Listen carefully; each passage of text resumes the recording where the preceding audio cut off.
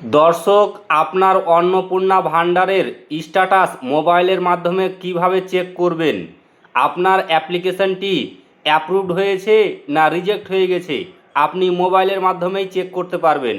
আর যদি রিজেক্ট হয়ে থাকে তবে আপনি সেটিকে কিভাবে ঠিক করবেন এই ভিডিওতে বিস্তারিতভাবে দেখিয়ে দেব। অবশ্যই ভিডিওটি শেষ পর্যন্ত দেখবেন। তো চলুন দেখে নিই। তো দর্শক, এখন আমরা গুগলে চলে এসেছি। গুগলে আপনাকে অন্নপূর্ণা ভান্ডারের ওয়েবসাইটটি লিখতে হবে।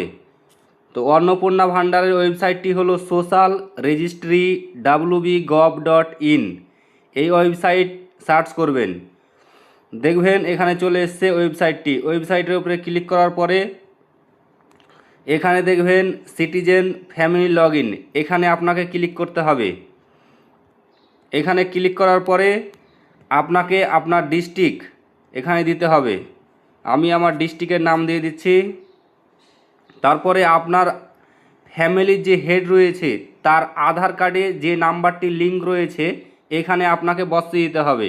আমি বসিয়ে দিচ্ছি, বসিয়ে দিলাম। তারপরে এখানে ক্যাপচার কোড 29 আর 14 কত হচ্ছে এটা যোগ করে বসাতে হবে। এই ক্যাপচার কোডটা বসিয়ে দেওয়ার পরে রিকোয়েস্ট ওটিপি এখানে ক্লিক করতে হবে। এবার আপনার আধার কার্ডে যে মোবাইল নাম্বারটি লিঙ্ক রয়েছে সেখানে একটি কিন্তু ওটিপি চলে যাবে 6 সংখ্যার, সেই ওটিপিটি এখানে বসিয়ে দিতে হবে। আমি বসিয়ে দিলাম। ওটিপিটি বসিয়ে দেওয়ার পরে ভেরিফাই অ্যান্ড কন্টিনিউ, এই ভেরিফাই অ্যান্ড কন্টিনিউ ক্লিক করতে হবে। তো দর্শক, ওটিপি দেওয়ার পরে দেখুন আমার চলে এসছে একই ফ্যামিলির দুইজন অন্নপূর্ণা ভান্ডারের যোগ্য ছিল, দুইজনের অ্যাপ্লাই করেছিলাম। একজনের অ্যাপ্লিকেশন রিজেক্ট করে দিয়েছে এবং একজনের অ্যাপ্লিকেশন অ্যাপ্রুভ হয়ে গিয়েছে। তা আপনার যদি রিজেক্ট হয়ে থাকে তবে আপনার নিকটবর্তী বিডিও অফিসে গিয়ে কাগজপত্র নিয়ে গিয়ে সেখানেই যোগাযোগ করতে হবে, সেখানেই ঠিক করে দিতে পারে। এখন এই অনলাইনের মাধ্যমে রিজেক্ট হয়ে থাকলে ঠিক করা যাচ্ছে না।